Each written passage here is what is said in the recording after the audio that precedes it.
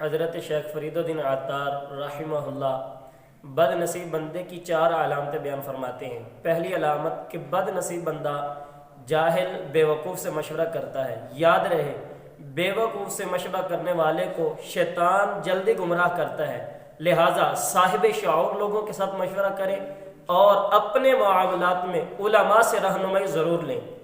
دوسری بد نصیب بندے کی علامت یہ ہے کہ وہ جاہل اور بیوقوف کو سونا چاندی یعنی مال و دولت دیتا ہے، تو جب مال و دولت نادانوں کے ہاتھ آتا ہے تو وہ فضول خرچی کرتے ہیں، تو دینے والا بھی نیک بختوں میں شامل نہیں ہوگا، کیونکہ بے وقوف کے ہاتھ میں مال تھما دینا مزید اس کو برباد کرنے کے مترادف ہے۔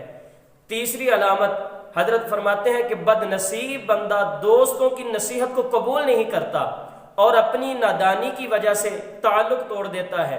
چوتھی علامت بد نصیب بندے کی کہ جو شخص دنیا سے عبرت حاصل نہیں کرتا، فرمایا کہ اس کا شمار بھی بد نصیبوں میں ہوتا ہے، لہٰذا غور کریں اپنے معاملات کے اندر، کیا کہیں ہمارا شمار بد نصیبوں میں تو نہیں ہوتا؟